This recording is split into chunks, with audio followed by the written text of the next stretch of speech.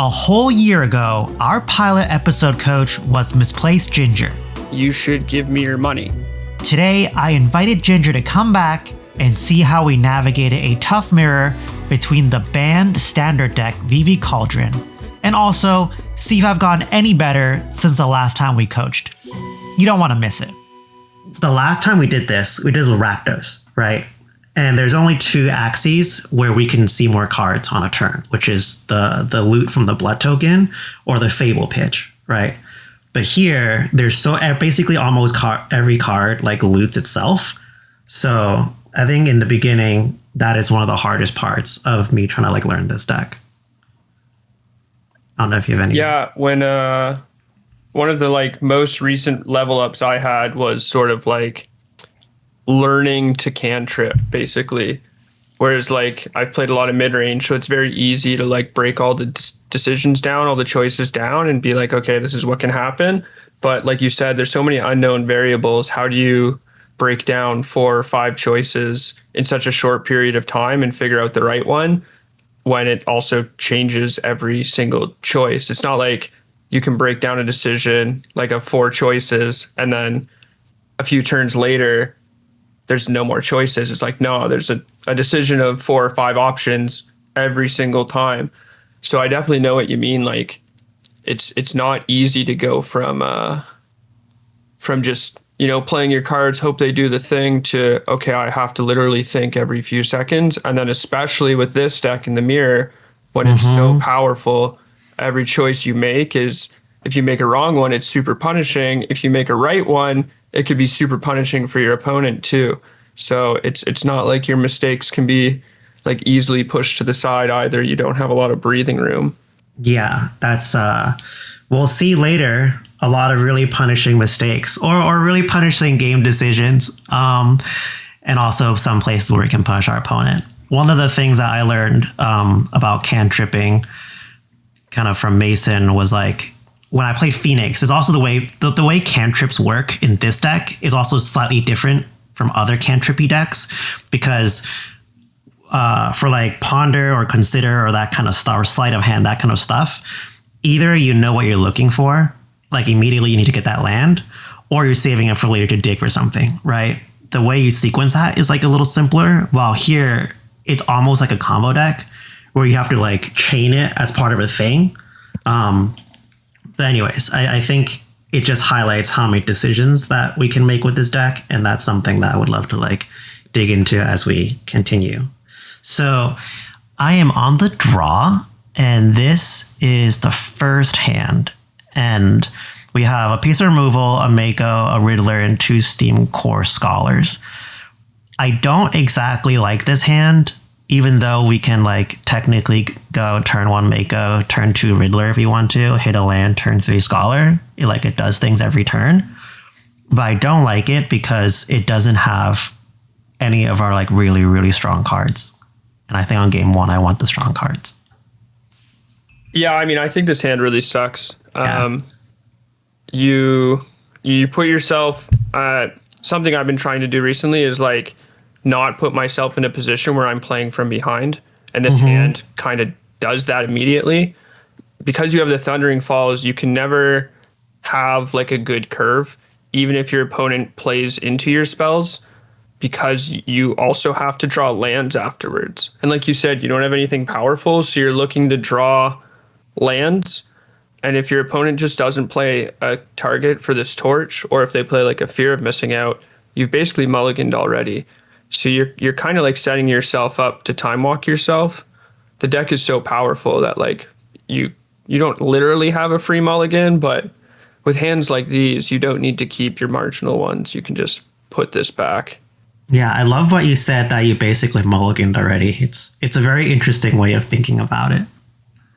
Yeah. Okay, so all right. So we definitely don't keep this hand, right? I'm talking it through. Let's go. Let's put it away. So here's our second hand, and I'm going to stop it here for now. This hand I like a lot more just because we have like a Braid, which answers their Cauldron if they have it. We have our own VV that we could pitch. Prof's very good in this matchup. And there's, some levels of digging, right? There's Scholar or Winter Night Stories. And the most amount of time I spent was figuring out if the Stories is to keep or the Scholar. And then I ultimately pitched the Scholar because I think the Stories does more in this match. What do you think? Yeah, I agree with the keep aspect. I don't like this hand, but I don't think you can mulligan it. I think I would put back the Stories just because we have the Profs. So that's why I spent a lot of time thinking about was if we want, like, the Scholar is clearly the payoff for the Profs. But I was worried, like, I couldn't tell if like we were going to draw another creature and then Profs would still work, or if the Winter Night Stories is going to help us dig later in the game. Yeah, it's difficult because you kind of have a plan, but your plan does change depending on what your opponent does. Like, this Abrade is pretty, like, thin in a sense that, like, you would like it to hit a Cauldron, but also if your opponent plays any creature into Profs, you kind of might just have to Abrade the creature anyways. And being on the draw, like, you kind of you are put in that position where you have to use your mana on turn 2 because you risk being behind the entire time. I think Winter Night Stories at its best when you cast it on turn 3, even if you see the extra card, it doesn't ever give you the opportunity to potentially block or potentially attack. That makes a lot of sense. It's not that, like, I think Steam Scholar is better. It's just that I want, when we're on the draw and when we're mulliganing, I think you have to play to the times where your cards are at their best, if that makes sense. Yeah. And Steam Core Scholar, even though it isn't a good creature, even though it isn't a good blocker all the time, and it really only works if you can Profs on turn 2, Winter Night will never do that. So in the possibility where your opponent just does nothing or just, like, plays Cauldron and then you kill it, you untap and Scholar and then Profs, like, it's just better than Stories on turn 3. I mean, you could also VV on turn 3, but I think that's a little... Yeah. I think we don't want to do that compared to the other things we could do. So, question, if we were on the play, would you still keep the Scholar over the Stories? Yeah. Yeah, it's just because Scholars just enables, like, the potential for us to take an aggressive plan, while Stories just doesn't. Yeah, I haven't played the Mirror a million times, so I'm not 100% sure on the best way to approach it. But I think if, like, this hand specifically, we are kind of low on, we're just down a card, so we're less likely to, like, be able to beat everything our opponent has, if that makes sense. Like, we have an answer to Cauldron and we have one removal for a creature, but that might not be good enough. And because we are on the draw, we're less likely to have board control. And so when I'm thinking about how these games play out, I want to be able to VV combo. If I'm not VV comboing, I want to be able to beat my opponent if they're VV comboing. If I have an Abrade that does it once, but if they set up a board where I answer their VV combo and they still kill me, I need to, like, somewhere mix in a way where when I'm answering their Cauldron, I'm not just dying to beatdowns, if that makes sense. That makes a lot of sense, yeah. So like, Winter Night Stories doesn't do that. Yeah. Ever, if that makes sense. It's only a draw spell. Like, at least Steam Core is a creature. And so you do kind of get a bit more board presence. I would still probably put the Winter Night Stories back just because with the Profs, you're enabled more on turn 3 to be able to play the Scholar and have the Profs be more punishing. Like, unless they play Mako on 1, you're probably not going to Abrade. So on turn 2, you just play Profs. I don't think you would lead up Abrade. And if you're playing Profs on 2, I think you really want to play the Steam Core on 3. On 3, yeah. Just to make a 4/4. you could That play makes a around lot of spell sense. pierce and not play around profs, but yeah, I think like just having the creature when we are down a card and play or draw, like I would just rather find a way to make my board presence really strong. That makes a lot of sense. So we know what I'm gonna pick. It's gonna be this putting away the scholar. But I think that all that tracks. My other concern was just that I was trying to think of it from like how this game is gonna play out, and I was worried that like I know there's one line which is they're gonna kill us with the creatures really fast. The other line is like we might play longer, and then they're gonna like kill us with Cauldron. So I thought having the stories was going to help with that plan a little bit more. But talking about it, this all makes sense. Yeah, I think that makes sense. The one like stories on the card, you see an extra card, like you look at 3, but Steam Core Scholar is worth a card, if that makes sense, as a creature or from Right. your opponent. Because it So comes like in you and see 2 cards. yeah. Yeah, you see 2 cards and it counts itself. So you're technically like you have the same amount of cards.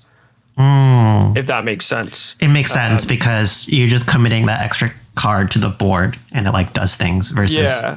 The seeing another one.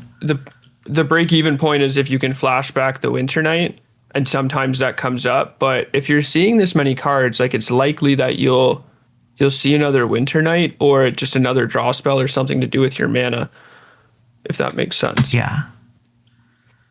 So we got really lucky here and just top deck the Mako.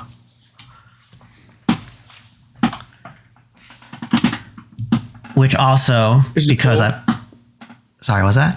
I was gonna say, is Nicole playing the same list? Exact same list. Yeah. Okay. Yeah, I specifically picked this list so that there's no surprises from both ends. So like no like random spell pierces or anything. No, Spell Pierce comes in game 2, or could be a factor in game 2. So here is an interesting decision because we drew the FOMO. I spent a lot of time on this turn as well. So essentially the 2 lines I thought was obviously like if they have specifically FOMO as a draw and pitch VV and then snap the VV onto the FOMO, it's super duper bad for us. However, if they don't have that and they have like a Winter Night or something else and they can't do the VV all in one go, then us being able to at least set up FOMO here and next turn upgrade the Cauldron while we have board presence feels really strong to me. So I couldn't tell specifically like which line is better. I ultimately popped the Soul Cauldron because we lose if they get to do the thing. But that was like the 2 the lines that I had. What do you think about this turn? Yeah, I think I would definitely upgrade the Cauldron. I think I would also heavily consider playing the profs over the FOMO. Why is that? I just don't think I want to discard anything, and I think that I want to see an extra card this turn if I'm not killing the VV. I don't want to discard anything. Like let's say somehow we have not perfect info, but almost perfect info, and we know the opponent can't kill us next turn or set up a VV in the graveyard. If you play FOMO here, what are we discarding? True. I guess we will have to like discard the stories. We're priced into that. Yeah, and then it gets eaten by the Agathas. And so we lose that value. So that line isn't bad, but it's not necessarily good. Like we kept the stories over the Steam Core, right? So we kind of want to generate some value out of it. It is very powerful. The next thing is, so let's say we don't want to discard anything. We're not going to upgrade. If we play the profs, we get to see another card, but it also like makes our Mako slightly bigger. So we also get to like sort of keep up the pressure. It makes our Mako into like a delver of secrets, if you will. So it makes the FOMO the following turn more powerful than it would be this turn. We get to see an extra card and another card the following turn to discard to the FOMO if there's a better discard. And we have more info. So if the game state changes, we can discard something different. Like maybe this Winter Night Stories isn't good. And then we can be like, okay, well, now we know it's not good. We can get rid of it. But like currently, I don't have a lot of info. I don't think there's anything in my hand I want to discard. Profs does something similar. Not quite the same. Like you discard a card, the Mako still gets a counter, and you have a FOMO in play. But it does something similar the following turn. Interesting. If you go Profs into FOMO. That makes a lot of sense. So I was thinking about it from purely the perspective of like, I thought putting 4 points of damage if they don't kill us is like pretty strong. And next turn we could play the Profs to do 5 instead of 4. But I didn't really think about the part where like we don't have enough information to really decide what we want to pitch yet. I think ultimately we do have to kill the Soul Cauldron just to respect like the game. We just lose the game if they have it. Yeah. If you play the FOMO this turn, you attack for 2. If you play the Profs, you also attack for 2. And then the following turn, you attack for 5 with the Profs. If you play you're right. FOMO after you play the Profs, you see 2 cards, you attack for 4. So you're only down a damage. So if that point of damage matters, then you should play the FOMO. If this is the break point. But I think because we're so early in the game, having the extra info and having, like, let's say our opponent played, I don't know, let's say they played their own Profs. I think you would just want to play your own Profs here. Yeah. Because you want more info. That makes sense. So we deliberate here a bit, and then we pop the Cauldron and attack for 1. I definitely think that our opponent's never playing Cauldron on turn 2 unless they have the setup. Yeah. Or they have another Cauldron. Yeah, they have infinite Cauldrons. I mean, that could be the case too, but... It was another testing thing we did. I told Nicole she can have infinite Cauldrons. You get to every single 7, you can keep Cauldrons. We're just going to play as if there's always a Cauldron on the other side of the board. So take a bit of time. So she plays a land and then Winter Night Stories here. And then pitches a Vivi. Discards a Vivi. And that's crazy. That's it. Yeah. And then we don't get super lucky and draw our own Cauldron. Oops. That's crazy. So here you would still play Profs? No, here I might play Stories. Or no, here I might play FOMO, sorry. And what's the difference there? What changed? This Stories is no longer afraid of the Cauldron. And because we're missing a land, if we miss another land, I want to have more board pressure. Because I want like, the longer we miss lands, the less likely we are to actually cast the cards in our hand. So if that's the case, I want to find a way to like not have the game go long, because we're not casting these cards, and I need to make sure that my opponent like doesn't kill me before I can cast the cards, if that makes sense. Like we need to have pressure somewhere if I can't cast these cards. That makes total sense. That's really interesting. So a while I don't back, want to get squeezed. Yeah, a while back you talked about when we were playing Rakdos that you think about games from like a time game or like a resource game, and it kind of makes me think about like, well, if we're not going in the off chance we don't draw that land, then we want to make this like a time game, right? Play the creature and reduce the time they have. Yeah, that's really interesting. The opponent discarded the Vivi. Like that just is alarm bells to me. I think that line is very odd. maybe they assume that we don't have a cauldron because we didn't play a cauldron and we abraded theirs, but I don't think that's necessarily always the case. I wanna like find a way to end this game. I think that with this FOMO in play, if they have removal, it makes like we can't really play the Delver line anymore with Mako because we just lose to like one spot removal and then we get time walked and we have to spend another turn setting up. I want to like diversify threats, put a bunch of damage into play. These profs still get a card later. It's a little bit lost value if we FOMO first, but this stories is not the final thing is the stories isn't going to be the thing that I think we're spending our mana on in the next few turns. So it's functionally not doing anything in play or in our hand. Right. That makes sense. So like we FOMO here, FOMO, discard Winter Night. What are we doing the next few turns? Well, we're probably casting profs, seeing what we hit. If we don't hit anything else relevant, we might even play the VV. I don't think that's our best play, but we could. And then our Winter Night is probably our third best play. If our Winter Night's our third best play, well, there's probably a lot of draws that are better than it. We see more cards with profs, etc. We could double spell, double profs on turn 4 if we elect to play the VV, etc., etc. So like discarding it is almost net positive. The profs does the same thing the following turn. It actually doesn't change that much if we put it into play. The FOMO does change something if we put it into play now. Got it.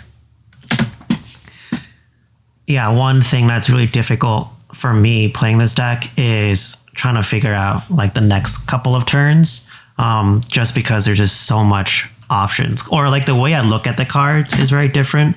Like I might over index on the idea like, well, if I have the profs, maybe I really want the stories to like pump the profs or like use it as a way to put damage, and etc. So it's hard to figure out what is the right line or what lines I should be considering. Yeah, I mean, with that in mind, I'm not even sure that my line of play, the FOMO, is the best line. It's possible that you want to play the profs because you have more info still. But I think at this board state, I want to like just put more threats into play. Yeah. So Nicole, they played the Winter Night stories with the Riddler, 7 cards in hand, 1 blue-red open. So pretty clear they have at least a torch or a bounce spell. This is kind of interesting. So if we play profs, that's something we could do, but they are, to me, telegraphing the removal. So I was also thinking maybe we could play Winter Night stories, play a land or hit a land and then recast Winter Night stories with the Mako to see more cards. But then the issue is like they're so far ahead on cards and they also pitch this other Soul Cauldron that like I don't know if catching up is the right thing to do or just trying to kill them is the right thing to do. So how would you proceed with this turn? Yeah, I'm not entirely sure what is better either, if we're trying to play a catch-up game or if we're trying to kill them. I'm worried about, like you said, the amount of cards they've seen, and they discarded a Cauldron to the other Winter Night stories after having a VV in the graveyard. So I think you're right. They are telegraphing removal, but they also are probably telegraphing a third Cauldron. Exactly. So if there's Cauldron plus any creature, we're in a lot of danger. I'm not sure. My thoughts are I want to try and find some form of interaction for their Cauldron setup, or I want to sort of put enough pressure into play where if they have the Cauldron setup, we can keep up with it, or if they don't have it, we are killing them very fast. Yeah. Both really, really depend on a lot of unknown variables. And I think the best line is to Winter Night. see what happens, hope we hit a torch, land, or into the Flood Maw land, and let them kill or bounce the Mako. This also, if you discard a VV, it gives your FOMO Delirium. Right. So you make two pretty big threats, and you get to see a bunch of cards. Yeah, so I ultimately played the Winter Night stories because I just thought we need to exactly see more removal potentially. Even though we can't hit another raid, we could still bounce the Cauldron, we could still kill the creature they play, and this is a better use of our mana versus Profs only sees one card. If they didn't have an open mana available, I might consider the Profs more. But here, to me, they're pretty telegraphed that they're going to stop us. So we didn't hit anything that is kind of useful here. So I opted to throw away the VV and the land because they already have a VV in the graveyard. Yeah. I think there's an argument to But the other Winter Night? VVs. Oh, two VVs? No, both VVs. I don't know if you're going to cast the other VV. I will say, though, that last turn when I said I might have discarded the Winter Night, I think it's good that you didn't, because you enabled Delirium here and you gave yourself the opportunity to cast Winter Night. If we took my line and you discarded the Winter Night, we wouldn't be able to cast Winter Night here. And then when they represented setting up, we wouldn't be able, we didn't hit, but we wouldn't even have the opportunity to hit. So I think keeping the Winter Night last turn actually turned out, well, I think it was correct. You don't need the second Profs. But here, I don't know. This is why it's so tough. Yeah. If they have Torch, they're going to probably torch the Mako. You can't really do much about that. There's an argument to discard both VVs because I don't know if you'll cast the second one. I think so. One of the thoughts I had to keeping the other VV was potentially there's some universe where they can get rid of our VVs, and I thought keeping one in hand to pitch later when we want to do it is useful. But I guess if we're also thinking about it, they're probably killing us next turn because we don't have any removal. So how many turns can they feasibly get rid of all our VVs? Probably they're not going to do it. Either we die before they take away all our VVs, or they can't, right? So I think it actually does make sense to pitch both VVs because I think we need more mana to play later turns.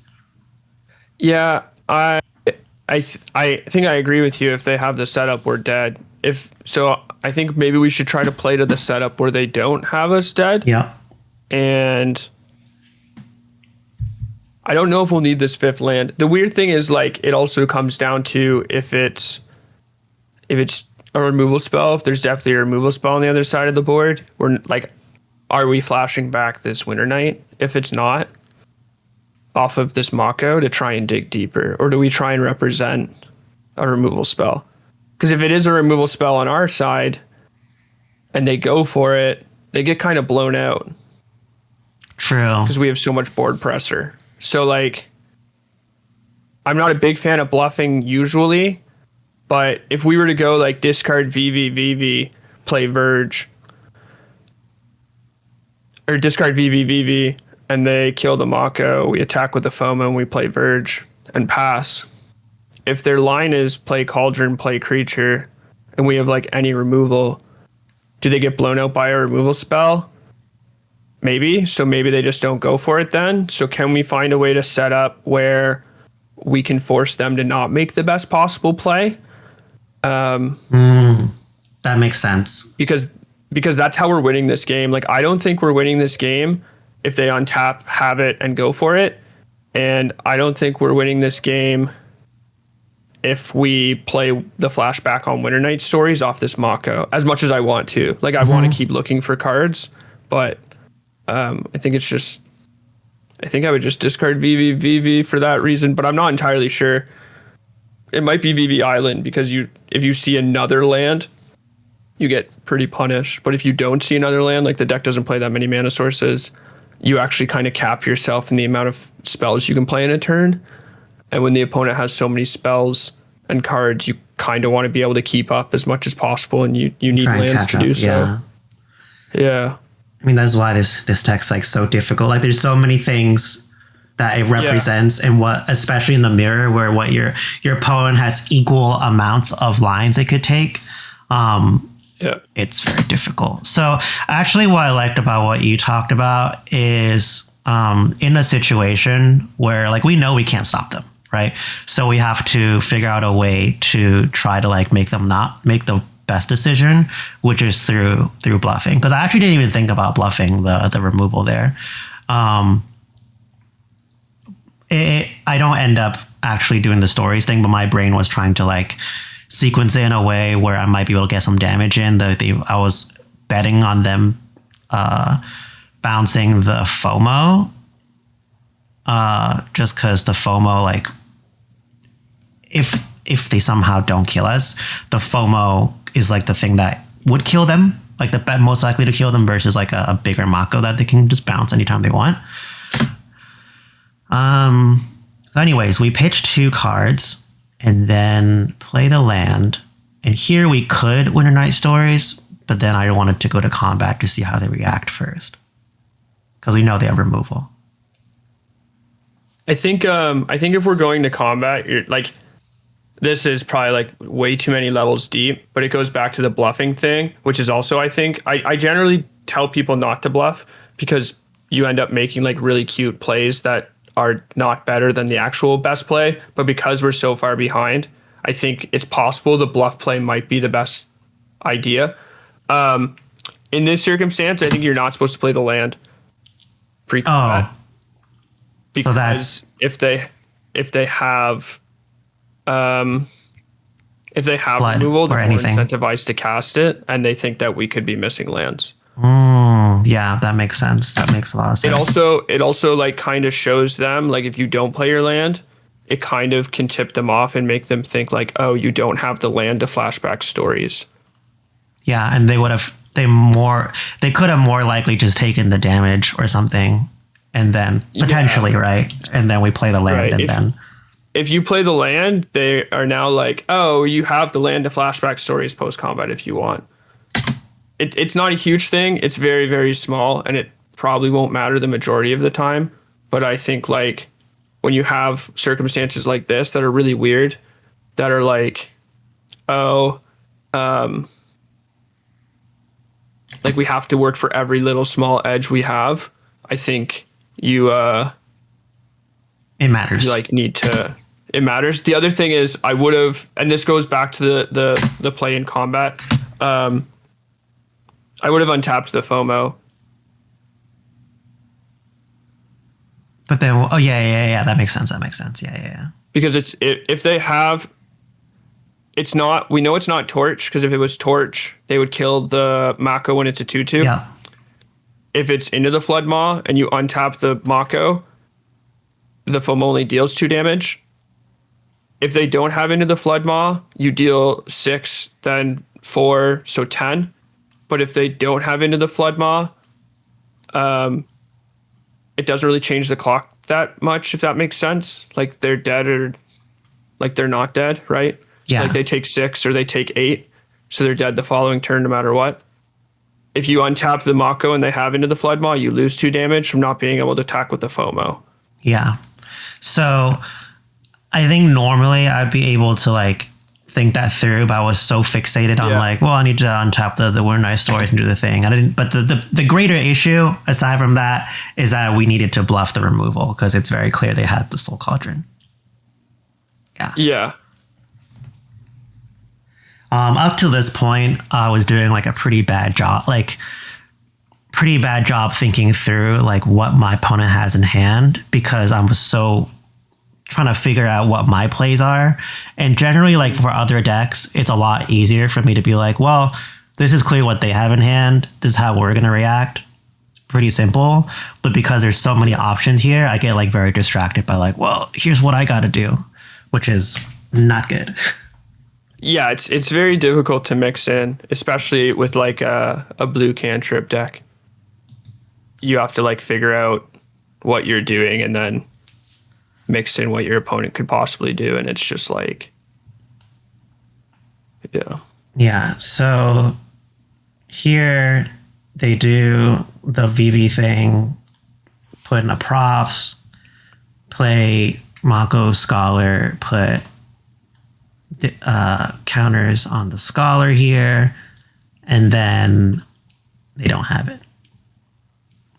So, well, I think they get more stuff. They get like, sorry, what happened? They added more mana. Oh, I bounced back. Oh, they played another Riddler. Okay. Yeah, they played the Riddler that they warped earlier.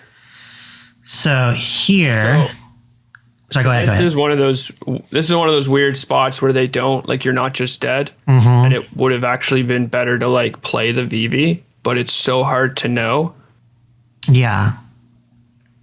Yeah, exactly. So here I'm thinking we want obviously removal for the Soul Cauldron, but now the other issue is they have a 6/6 and then another 4/5 flyer. And I think we have to close the game out like very, very soon. So I'm inclined to at least start with the Winter Night stories first to see how we hit. If we hit like a Soul Cauldron or something, then we're like really in the game. If we don't hit a Soul Cauldron and maybe don't hit a Soul Cauldron, then maybe like, I don't know, see what removal we have and then figure it out. Because we can also flashback the other stories with the Mako. Yeah. I mean, like, what are we?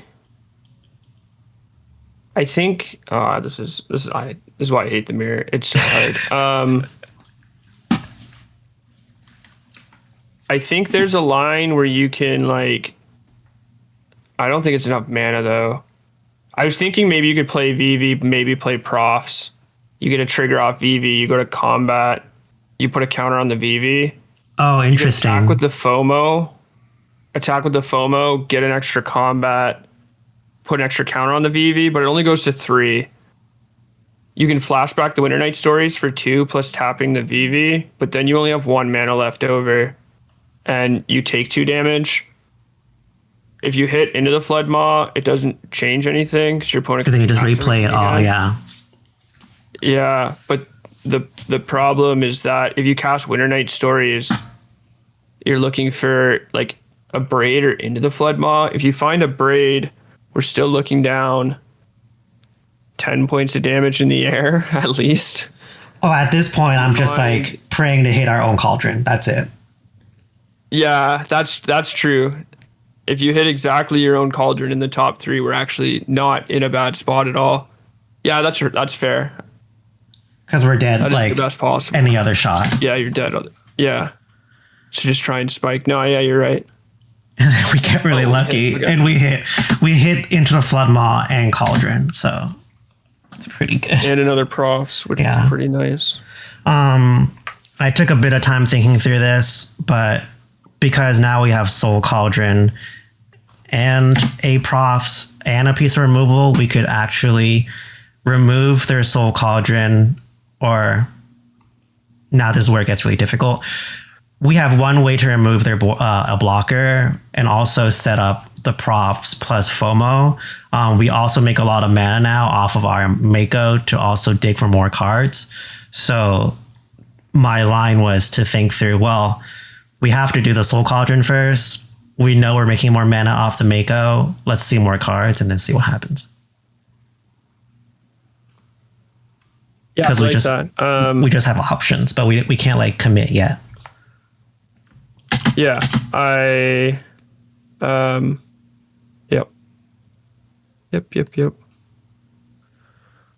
Play the Soul Cauldron, eat a VV. Yep. Put it on the FOMO. The great thing about this also, because is you can Flood Maw plus Profs. and then put the profs counters on one of your creatures, and then you get an extra combat with FOMO. Yeah. So Counters. here I am. How did we get there? Oh yeah. So now we have to figure out a way to. I want to make the Mako bigger so we can float 4. All right, float 3 off of FOMO and then harmonize the Winter Knight onto the Mako by tapping it, and then Mako taps for like 5.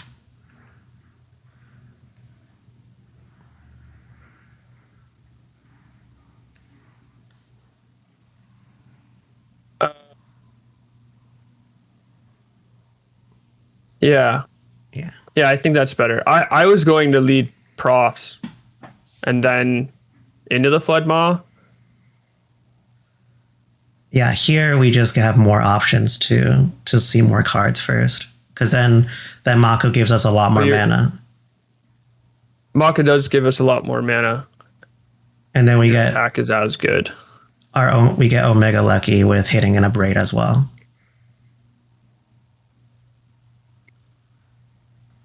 And then now this activates for 5, and we have 6 mana. We could still, right? We have how much? Oh, so we can start with profs first, see what we hit. I don't think it changes anything that much. I don't think there's anything within our range that changes it. And then kill the Soul Cauldron and then bounce 1 blocker. And at that point, we get to put some damage on them and hope they don't turn it around.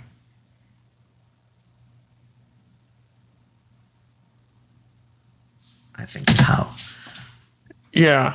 Sorry, I'm still thinking about all of this all at once. Yeah, I can also slow down too. There's just like so much options. Okay. Yeah. Yeah. Because here, like the way I try to like play it once the lines are a little like fuzzier, it's just like once we're in a certain state, it's a matter of just like we have to see what we draw, and then we get to like refine our decisions. I think earlier there were like more lines that implied more things, which makes it very hard. But here there's like less decisions, I think, to me, because we're like you're reducing the options. Yeah, we're trading pieces in chess to the will of our deck. Yep. So we just have to kill the cauldron, because we're not going to kill them this turn. Because potentially, like I thought about, well, we could abrade the Mako, bounce Scholar, attack, and then they block with Riddler, or they take it, then block a Riddler again, and then they keep going because they have still 5 cards in hand. So because we're not killing them this turn, we have to kill the cauldron. Did you think about like FOMO discard into the Flood Maw at all? No. What were you thinking on that one? Well, the FOMO in play gives you a second combat. Yeah, right. So, again, it depends on what we draw. But if we have mana for this Abrade, no matter what. So this is when you made the play where you tapped the Mako. Mm-hmm. I wanted to think about maybe making the first FOMO big and making it like be able to attack. Because if you get 2 combats, you might just be able to attack through your opponent's stuff and like deal a bunch of damage. I don't know if I didn't do the math, but I don't think it was big enough. It wasn't big enough. That was the issue. Because you get a second combat here, you can make your second FOMO really big and generate a bunch of extra mana. And Winter Knights again. That's interesting. And you still abrade the Cauldron. And you can untap your Mako too, so it blocks if you need to do that. I was just trying to think about like, we Winter Knighted, so that's 3. We profs, that's 4. We FOMO, that's 5. If you put 5 counters on the new FOMO, it's plus 5 mana, and then you get 5 more again, so it's plus 10 mana, I think. So the new FOMO would be a 12x with the Winter Knights in the graveyard. Oh, you're right. Actually, you're right. You're totally right. You can we play FOMO. Like, discarding the Flood Maw. Just like, I don't know if discarding the Flood Maw, because we're still just going to die to the board is my issue. If you abrade the Cauldron here and into the Flood Maw, let's one of the big creatures, and then you attack, they take 8, and you attack again, and they chump with the Mako. They don't die. I guess we're actually not in that bad of a position. We're not in that bad position. It's totally up to them to like see what they have in hand to like maybe pull it back around. They already have 2 Soul Cauldron in the graveyard. I think 2 VVs are down. Unlikely for them to have the 4th. Yeah. No, but you're probably right. I think your line though is, I think, slightly better. I'm not sure. Well, it's interesting because basically, like, here we can press the advantage, or not advantage, but like we can pressure them, right? We definitely remove their Soul Cauldron this turn. That's just gonna happen, right? We're definitely removing their creatures this turn. Except your line that involves playing the other FOMO, and I always forget this with like when there's 2 FOMOs in play. I always fixate on like FOMO 1, attack it again, and make it super big and kill them. Here, if we play the other FOMO and then we stack the profs on the other one, we can play the Winter Night stories, still abrade and see more cards, and potentially play more things, which puts us in a slightly better position than if we just abrade, remove, do a thing. I think it's two lines. Yeah, I think my line is a little too cute, though. I think just bouncing one of their big things and then abrading the Cauldron is good enough. Yeah. Is sort of where I'm at the end of all that, because the first FOMO becomes an 8x, and then it becomes a lethal X. So if they don't block the first one, they have to block the second one, which is functionally the same thing as if you don't kill anything. So like I think it's probably too greedy. I definitely think you should just always kill the Cauldron this turn. It's just about how you want to do it. And I think killing it now and then just bouncing whatever is probably the best.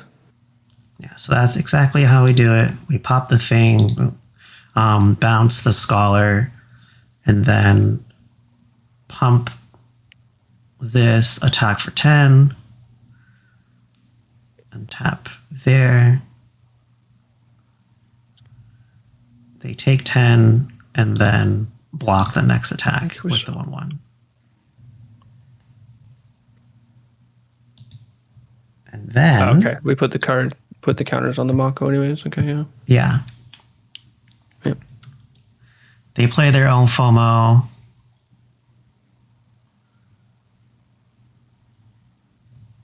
I do like the idea of playing the other FOMO though. But that was kind of like a tough edge case to think through. Yeah, I think ultimately it was the wrong choice, but it is something that can happen every once in a while. I think just shoving the FOMO in their face, that was good enough. And then they concede here. They don't have an answer. Yeah. So we pulled through. On the note of sideboarding, looking for that obscure uncommon sideboard card you don't want to crack packs for, but nobody stocks? Check out Mana Pool, a super convenient marketplace to find any cards you want at a good price without feeling guilty about it. You know what I'm talking about. I've played so many different versions of this deck that and heard so many different opinions on how you're supposed to sideboard that I'm not 100% sure. A few people I've talked to only like Pierce on the draw. A few people I've talked to only like 2 Makos on the draw, and 4 on the play. And a few people I've talked to don't cut 3 VVs. They only cut 1, and they cut 1 Cauldron. A few people I've talked to bring in both Riddlers and just cut 2 Winter Knights, or cut a Winter Knight and a Seam Core. That makes sense. it's just very difficult because there's two very clear games this deck could play to. Either it beats you up really, really fast, or it like plays a long game with the Riddlers and then combos you out later, and you just kind of have to like figure out what you want to respect, which is like very hard. Yeah, exactly. And that's like the main thing is like you just have to build your deck to play to your game plan. Yeah. So this hand's really interesting, and this is one of the main things I want to talk about. Is the hand looks really bad, right? It like only has a Mako and it has a Pierce and a Profs. At least in my mind, my initial like look at it, I was like, this looks really bad. But then I thought about it more, and I'm like, wait a second, I get to answer their thing immediately if they have it on the draw. And then we also have one of the key cards in this matchup, which is Profs. I think Profs super important. And potentially a thing to put it on. So if we draw really poorly, it's bad. But also like this lets us slow them down early. This lets us potentially play a better game later. So what do you think? Yeah, I think this hand is great actually. I was talking about this with someone recently about like macro micro. So like when I view matchups, this one specifically, it's like, what do I want? Well, in the macro, I want threats, some answers, and some like maybe glue or like greasing to like make sure that my deck doesn't get like flooded or mana screwed or whatever. And this hand does that, but at the same time, it does that the most effectively or the most efficiently.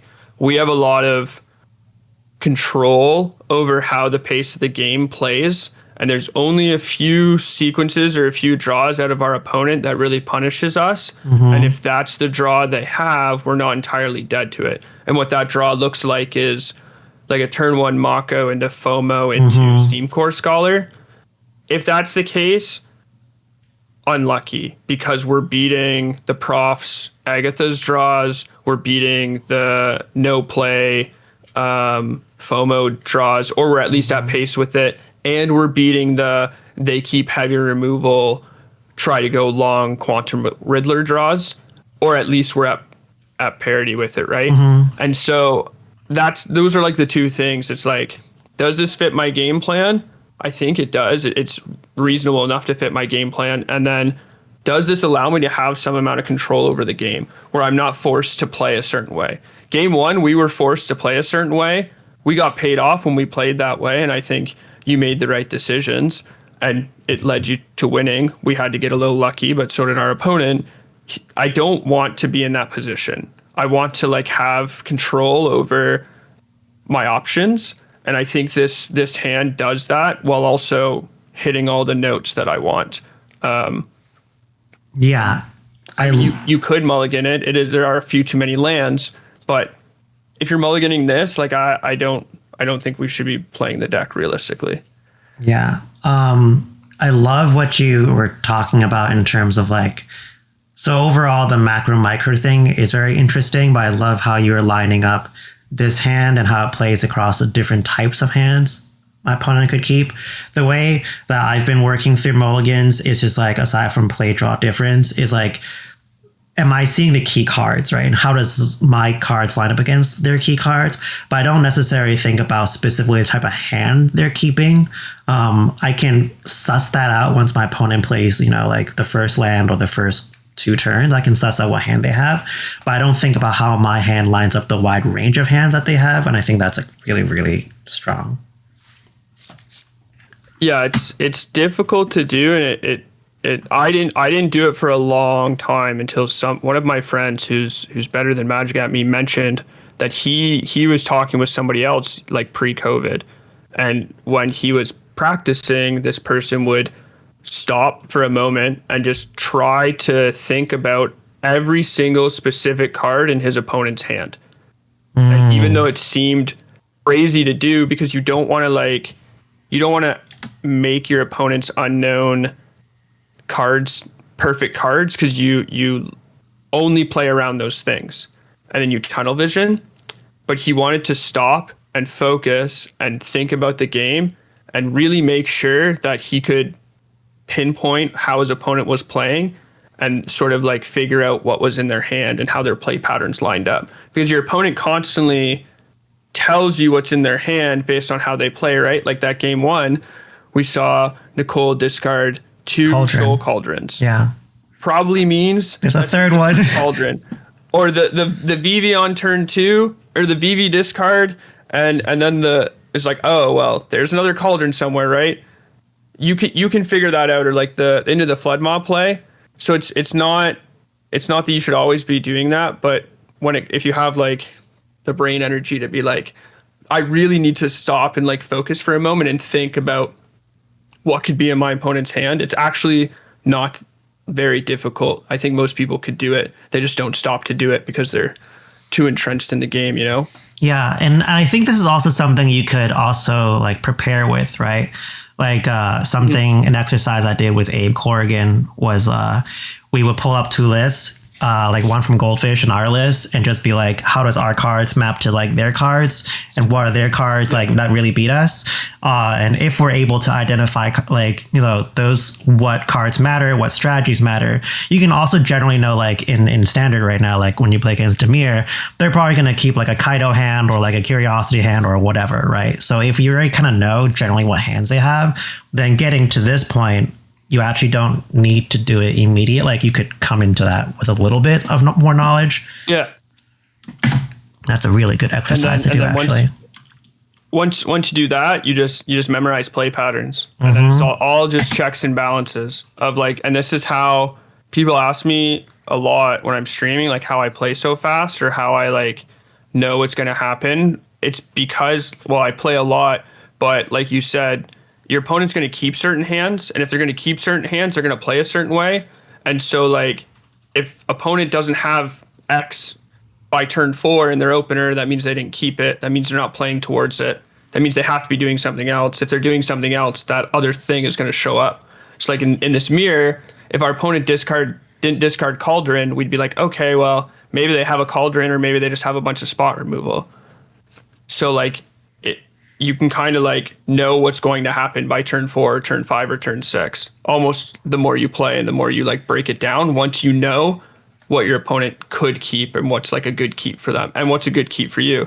And going back to like, that's why I think this hand is good, because it does everything that we want it to do while also interacting with everything that our opponent wants to do also. Yeah, that's why I love this hand, because I think if you don't think about how the matchups line up, it doesn't look very strong at all, because all you have is a Mako, a Pierce, and a Profs. But when you think about how it lines up, it's like, actually, it is a 7. It's like a pretty weird looking 7, but it is a 7. One of my biggest issues with current day Magic and competitive Magic in general is that people often talk about sideboarding or card to card analysis, or like you said, like comparing lists, like this card compared to this card in this deck. And I think that is just a very short-sighted way to view Magic. The majority of things in Magic that matter are play sequences and not necessarily cards, or like having a proper game plan and making sure your cards line up into that game plan. A lot of people will be like, you're not playing X today, is Y better? And it's like, no, X is obviously better. I'm playing Y because it fits this game plan better, which supports the rest of my deck. You can't just like shove cards into an archetype and just be like, I drew this card, it's good. You have to understand how the sequence of games play, how the flow happens, and how you interact. We're not playing like 2015 Magic where you can go Thoughtseize, Tarmogoyf, go, because every single card is Thoughtseize, Tarmogoyf. It just doesn't line up that way. You have to understand how the flow of games work. Yeah. And that's what I've been trying to practice for myself, is just playing a lot more and just like picking up how the games tend to play out, how the cards really line up together. And it just takes a lot of time. And one of the issues I ran into for this season was like, I play Cauldron every single week in paper, in person with my friends, and play online. And it's just like, I go to the RCQs, I'm still terrible. Like, it's just hard to see everything without like jamming a lot. You gotta start playing in your sleep. There you go. That was my problem. So Yeah. I spent a little bit of time thinking through if I should hold up the piers or not. I think we have to. I'm gonna stop you real quick. But I also just like, this is so telegraphed. They know we have a piers. Maybe they don't. Is it? I don't think it is. I was afraid that it was like a very clear, like, why would I keep an island go hand? But this was the fear that we had. If you like, what other land are you playing that's better than island on turn 1? It would have to be like, we could play Thundering Falls to like see a card, but I think the issue was just like, we kept the hand to pierce their Cauldron or their Profs on 2. So we have to stick to that plan. We're priced into it. Yeah, I think from their position though, like, it's not, the Spell Pierce isn't that telegraphed. Because a Verge is a worse play, a Spirebluff Canal is a better play, but you only have 4. You can't always just have Spirebluff Canals. A Thundering Falls isn't better than this island unless you're looking for something specific, because you want more info. The island just shows that you have lands. Like, playing a mountain on turn 1 doesn't do anything. And it's possible you're boarding out Mako's in the mirror. Mako's not a good play on turn 1. I think your opponent, if they're conscious, is just going to play around Spell Piercer anyways, no matter what. Yeah, so I wouldn't worry too much about like this being telegraphed, for example. So here, a little bit of thinkies, just because we could play FOMO, we could play Profs, we could also play the Verge, Mako, hold up Pierce. We could play Thundering Falls, see what we want, hold up Pierce. I'm inclined to play Mako, hold up Piers, so then next turn we can FOMO or Profs and still hold up Piers, but we gotta spend it soon because they're gonna play around it anyways. And because they have a FOMO now, we can't answer it. I kind of want to put something on the board. Yeah, I mean, you mentioned it earlier. This goes back to like the assessing the clock situation. And I think that we have to keep up with their clock or find a way to invalidate it or make ours better. And the Mako does that. But also, there's something to be said about leaving up the Spell Pierce. Let's say we're worried about the Spell Pierce running out of time, quote unquote. I think if our opponent decides to not play their good spells on curve because they're playing around Spell Pierce, then Spell Pierce is still added doing his value. job. It's not necessarily like worth the full card, but the tempo or the turn advantage makes it okay, if that makes sense. So it seems like there's some like added pressure. There's some like pressure in the background of, oh, I need to cast this Spell Pierce. But our plan is pretty strong to just still leave up the Spell Pierce, right? Mm-hmm. And if our opponent continues to play around it and not play their good spells, that's really good for us. Yeah, it's an invisible stacks piece. Yeah. So yeah, interesting. I wouldn't have played the Falls here. I would play the Verge and then rewarded, but yeah, I would have also played the Verge. I mean, this is also fine. It kind of hides the Spell Pierce a bit, but you get very punished by all your good plays the following turn. Yeah, we lost on the opportunity of like having a really good follow up. So yeah, and this is the other punish I will add is our opponent can also have Spell Pierce. Mm-hmm. I was so worried. Yeah, if we don't have this Mako in play, we now lose the opportunity to play Who's the Beatdown. Mm-hmm. So here is interesting. Now that they didn't pierce us here, now I'm wondering what they have. So the chances of them having a null is potentially an option. So then I'm working it through like here, I can go Mako FOMO or Mako Profs, but Profs matters more in the matchup, even though it's really weak with the Mako versus with the FOMO. So I opted to go Mako FOMO and see if they have a null just to bait it out. You also you should also balance what happens when they don't have it. You should play around what happens when they do have it, but what happens if they don't have it? What if it's not a null, and what if it's like torch the tower? If it's torch, you'd rather have the FOMO in play. So in both circumstances, a null is really annoying, but you'd rather them annul the FOMO. Exactly. If it's not a null and it's torch, you'd rather have a threat in play so that you can attack with the profs the following turn also. Yep. And then there is an null. So on their turn, they play their own profs. It's not looking great. The one thing I will say is there is an argument to not play the annul. It's a very, very small one, but I mean, obvious the punish is right here with Spell Pierce. If they don't play the annul there, we don't play around torch the tower, for example, because there's opportunity cost if they annul and they don't torch, but they get to keep the torch if they have torch, so they can torch after. If they go use mana, leave up 2 mana, and they have a null here, and you jam a 2-drop, you draw exactly Spell Pierce, you can Spell Pierce the annul, or you can make sure that one of your spells resolves no matter what this turn. If that makes sense. That's interesting. The third thing is that if they put an instant in their graveyard with this annul, they get closer to Delirium.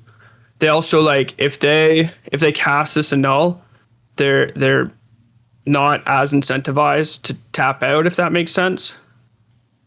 They cast this annul. It goes back to like having, like, sort of generating control over the game, if that makes sense. Yeah.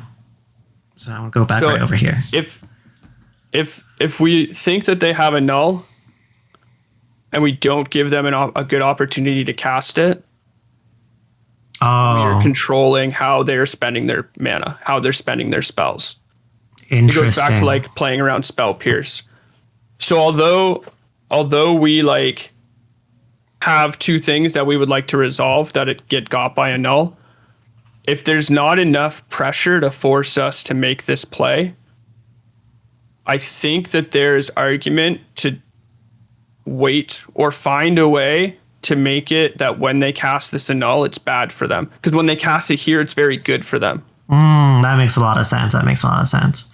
Because and so currently we're controlling the game. Yeah. Because we're controlling. I don't mean to cut you off, but let's say we don't play FOMO here and we just attack.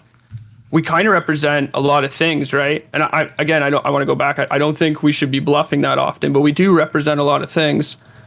If we just jam, they get to use their mana perfectly. They get to know perfect information. Yeah. They get to know we don't have another counter spell, et cetera, et cetera, et cetera. We're losing this control over the game, and we're playing into something we probably know they have. That's so interesting, because the opposite argument to this is that if it's torch the tower, we lose a bit of value because we are losing board control. But I guess the way I'm thinking about it, this is so fascinating. It's fascinating because, okay, I'll go start with the first thing. I'm so used to the idea that when we think our opponent's telegraphing something, aside from making them have it, but just like ramming through it to get the other spell in play, I think that is kind of common. That happens a lot in other situations. But what's interesting about this context is that if we exert more control over the game, our payoff is pretty high, right? If we're able to stick both of these rather than only stick one of these, right? And the risk is, if they torch the Mako, we do lose board presence, but it's also a Mako that we're not banking on being very big, right? Like it's honestly just like a creature that we have, right? So because of that, it does make some sense to me that we make it more awkward for them to play, because they also have the advantage, right? They have a lot of advantage. They have well, not a lot, but it's not that large. Yeah. It's pretty close here, I think. Yeah. But us ramming a spell to let them have their annul work versus maybe having them tap all their mana, put our spells down. That calculating that opportunity cost to risk makes a lot of sense. And that's exactly it. This is something I try to explain to people when I'm streaming, and I've tried doing videos about this, but it's very hard to like pinpoint and nail down the idea of opportunity costing your spells and playing into your opponent's opportunity cost, because this goes back to like play sequencing and how cards don't line up as cards. They usually line up into play patterns or sequences. Magic isn't just about like setting up your own combo or making your cards good. You also have to try to make your opponent's cards bad. So a lot of this happens in reactive decks with things like blue-white control, where you are always trying to like control the game and make your opponent's cards bad or make them play a certain way, so then you can like wrath them or play a better creature than them. You can do this in these mid-range decks also. And so I don't know if it's actually the correct play. And it could be the correct play some amount of the time, but there's some thought to the idea that if we put our opponent on having an annul, they've been leaving up mana, they didn't have spell pierce when we spell pierce their thing. Is there a way where we can make this annul bad or not as good as it is right now? And I think we can. Obviously, we get very rewarded in theory because we draw exactly spell pierce the following turn. But without knowing that. Without knowing that, I think like forcing them to leave up a mana for the rest of the game if they have a null is worth it right now, because we're not under enough pressure where it matters. It could also, there's enough like looting in this deck that at some point maybe they think the annul is bad. Yeah. Et cetera, et cetera. It's just, I think jamming the creature now or jamming something here into this annul gives too much value to that annul. That's so interesting. That makes sense. That makes a lot of sense. So it's a null is always worth one card, but sometimes it's worth one card and some tempo. And so you want to kind of reduce the amount of times it's worth more than that card, if that makes sense. Yes. And that's kind of going back to like the earlier thing you're talking about, like sequencing and how the game flows, right? The tempo and opportunity represent the tempo and opportunity is very important because we can't think of cards just one-to-one. It's how cards do things across time.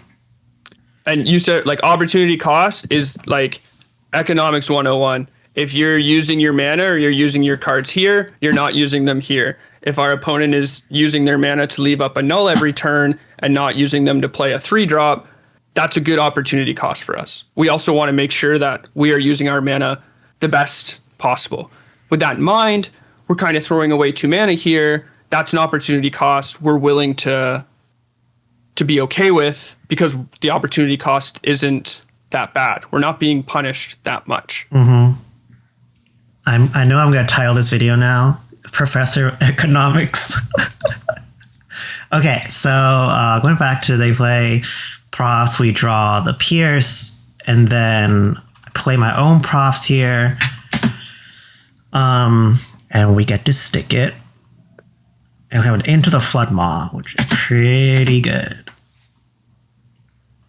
It at least denies like the FOMO kill with a still spell pierce backup. This is very nice. And they're just not doing anything. Like I mean, obviously, I don't know if this is a normal game. They didn't have any removal. They didn't have another annul. They didn't have a spell pierce. They didn't have removal. What is their cards that they have that they would not play on 2 mana? They would not play on 2 mana.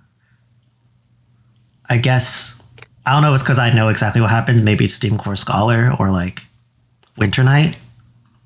Maybe. Yeah, it'd probably be discard spells that are 3 mana that they... I guess you would want to play the Winter Night after the profs. I think if there was a Steam Core last turn, I should have played it over the profs. I would have played the Mako. Yeah, did Did Nicole draw exactly the Steam Core Scholar? Do you know? Maybe, not sure. I can ask. Discarded the. I mean, it's not super relevant. It's just this. This is very weird to me. I mean, we have nothing going on, but our opponent is not reacting to anything we're doing. And although they are ahead, they're not preventing us from getting from behind to parity to ahead, if that makes sense. Yeah. They're not exerting their control. And this goes back to the point I made about having control over the game. They're not trying to take control over the game, if that makes sense. At least that's how I see it from our position. But wouldn't you think? So that's interesting, because to me, putting all these creatures in the battlefield with the profs is exerting some amounts of control. But do you think it's not enough? It's not enough, and it's not effective. Like, think about. Go ahead. This board presence isn't actually that threatening. Like, think about what you could have here. I mean, we have an Into the Flood Maw. But if you have 3 other random cards and you have 2 open mana, what do you think your 2 other cards are? They're probably situational spells that don't affect the game that much at the time. They're lands. They could be Quantum Riddlers. They could be counter spells. I guess it could be another Winter Night Stories, but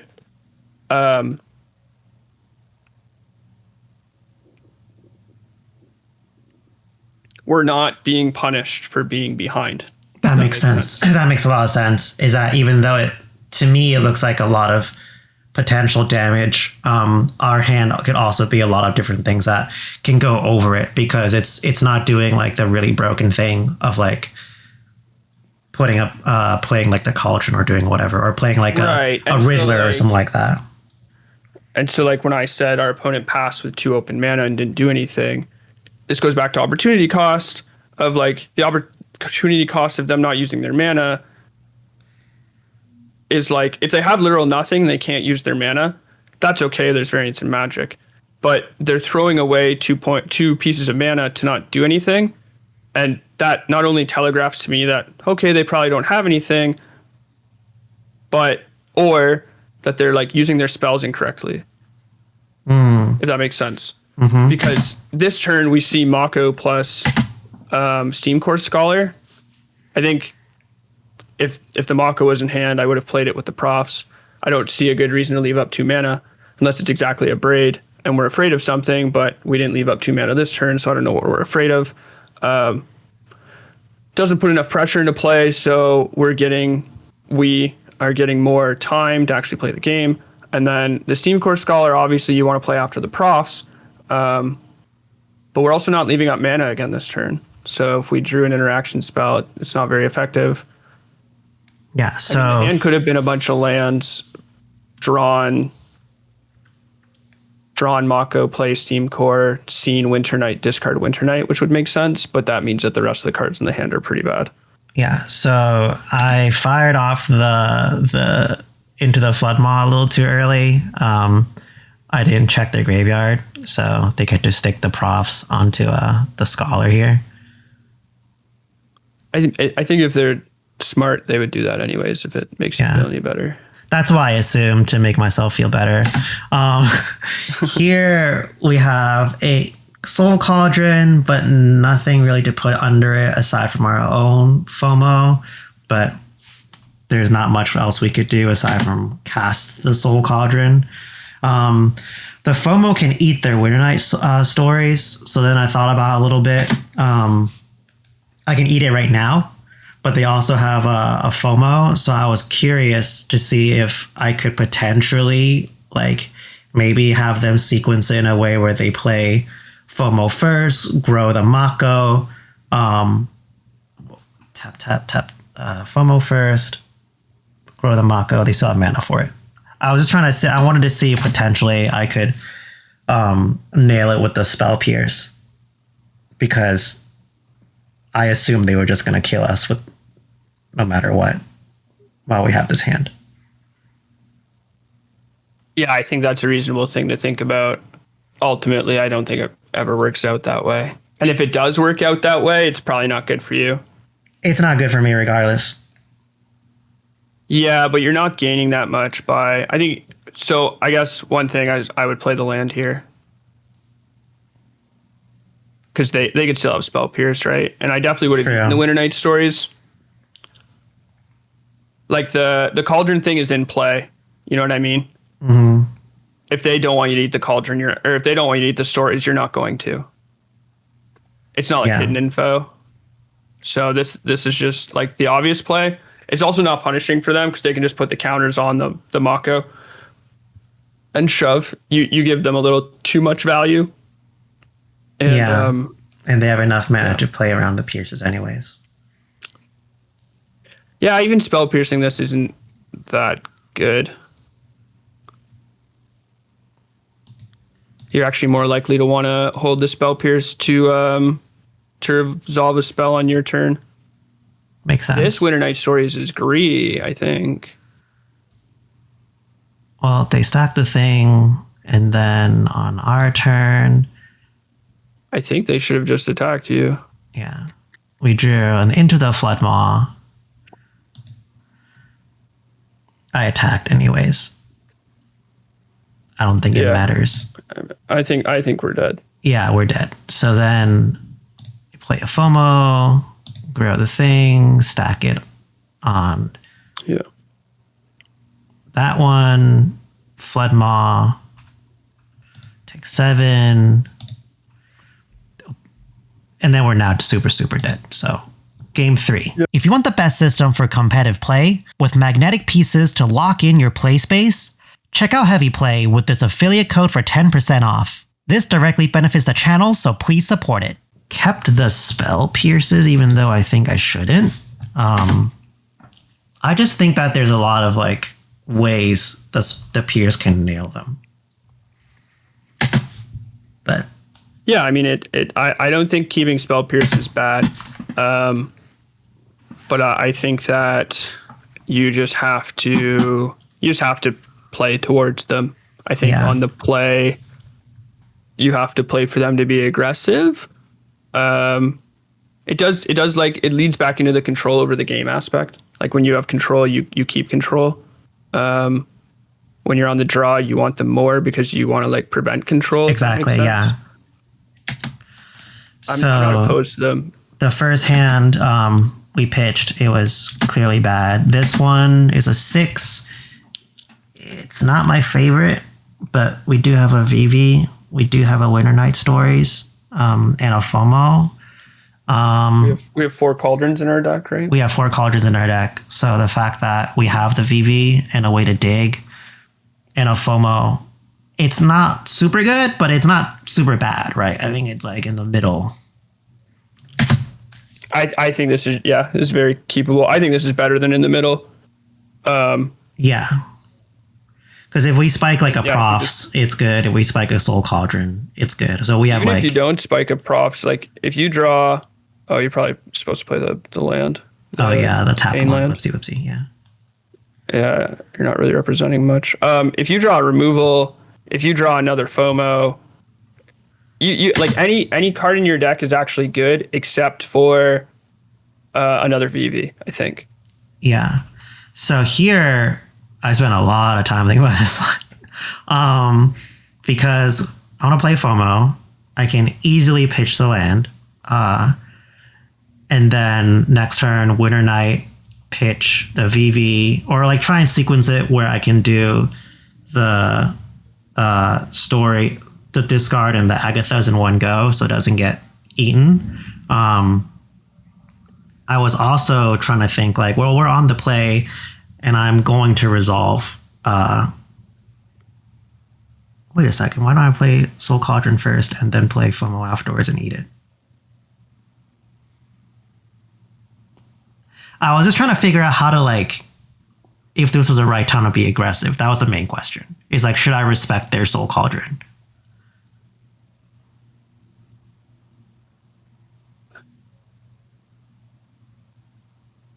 I think the main question I had was like, should I be afraid of their Soul Cauldron here?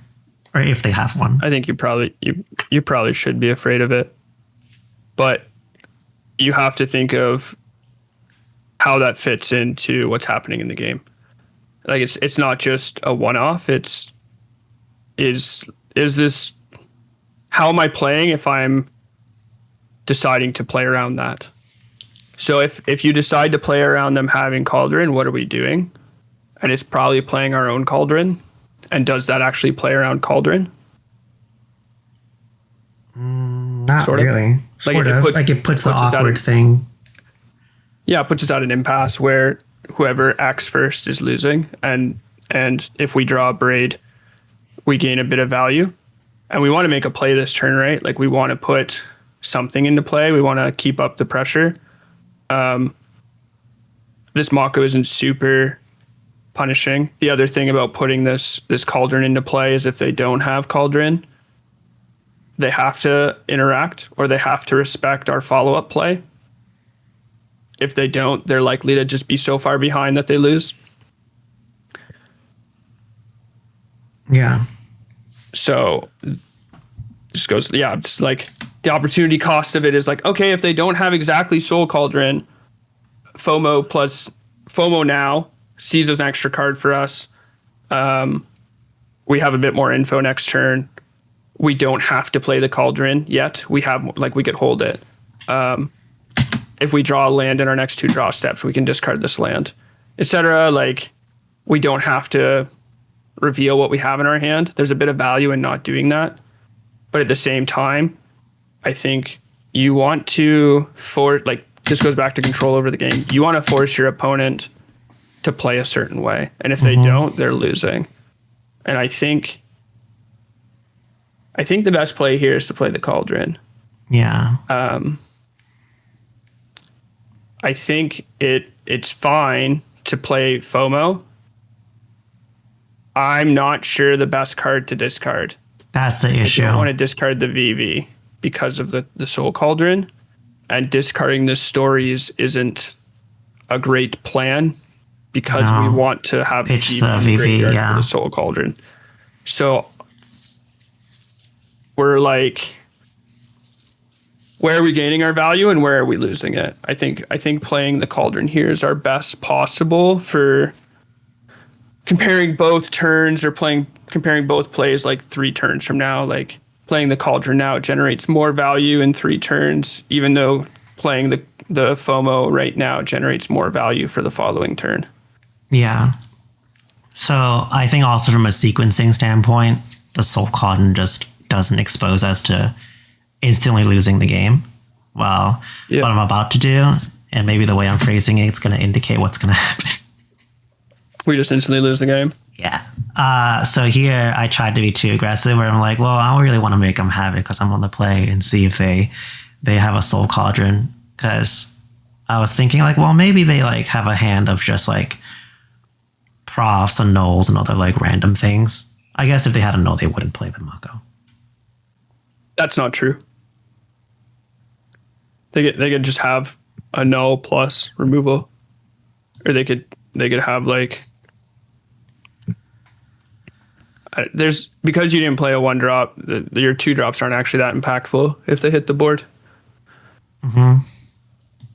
So then they play the Soul Cauldron. There it is. And then it's pretty bad from here. Yeah. There's not much we could do. So here I played the Mako. I attacked. She didn't fall for the bait. Ate the VV, and then on their turn, they play their FOMO, their Scholar, do their thing, and then we're here now. We kind of drew out of it, I guess. We can bounce a lot of things. Yeah, we can bounce the Cauldron and also pump our Mako, and also we can't hit Delirium yet. It's bad. Not playing this land on turn 1 was also very punishing. Yeah, was very, but it's not great. So here, I just wanna. Oh, you're doing this now. I'm doing it now so that they can't nail the Winter Night stories. What do you mean? Because if I play Winter Night stories first, they can eat this thing in response. Yeah, they can do that no matter what. But if I sequence it this way, then the cauldrons. Oh, you're right. Yeah. And then I can't cast it again this turn. You're right. This is the reason why you should do it now, is if they have Spell Pierce. But that's the only punish. Yeah. But it is still very punishing. I mean, now it doesn't matter that we had this land or not, but yeah, the actual punish is you want to play around Spell Pierce, but I think sometimes you want to Winter Night first. Their draw is actually super anemic. If we didn't, that's really nice. Yeah. So here I thought we could Winter Night and try and hit a land, and then actually no. I guess what were you thinking? Just start with Riddler first. Start with Riddler first, draw 2, and then see what we have. Yeah, and then Winter Night. Yeah. Of course. She might not even want a Winter Night. The other thing is, we know they have a Cauldron in play and they didn't play it again. Right. So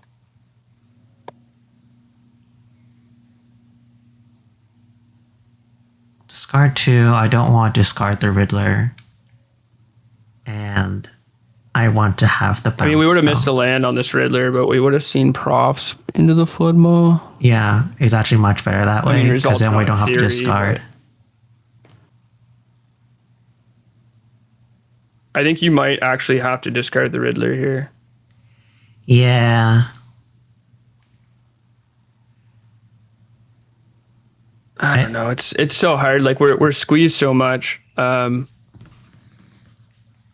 Yeah, it's just this is a really tough spot to be in. If we don't discard the Riddler, what do we discard? Land and the Profs, but the Profs is the way we like win. Get back into the game, and this into the Floodmaw isn't a fix. It's just like a hope. Yeah, like it just delays the Riddler. Like, I mean, obviously, I think the Riddler is the better play, but the Riddler's not doing much now. If that makes sense, if we're not casting it here, like when are we casting it? I guess this does give us Delirium, but our attack is not good. Yeah. I think the Riddler is better because we see one less card but have one more mana. Like, we could have done something else with it more versus, I mean, it doesn't super matter here. We're like really, really, really dead. But I was thinking about trying to set up the warp with the Winter Night. Yeah, I think you can just do that the following turn. Yeah. Like, you don't have to do it now. Or not that you can do it the following turn, but you can do it later. Like, there's no pressure for you to do it now, if that makes sense. Yeah. We bounce it. We draw Profs and Riddler. Didn't hit anything super relevant. Because we're dead no matter what.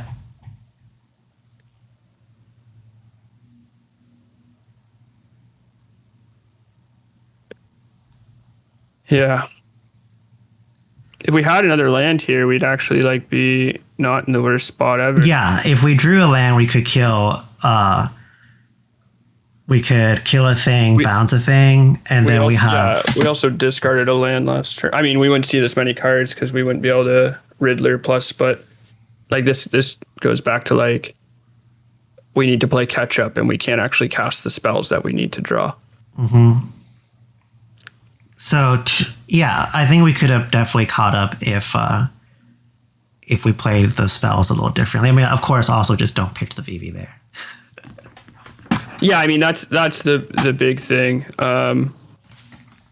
But other than that, I think this goes back to like the control is like we put ourselves behind. It's okay that we put ourselves behind. Maybe not exactly in this matchup because it's so punishing, but it's okay you put yourself behind if you find a way to get yourself from parity to ahead, as that's your game plan. It's important to not allow your opponent to have like full control over the game or continue to stay ahead. Like you have to make plays that like lead you to having some control over the game.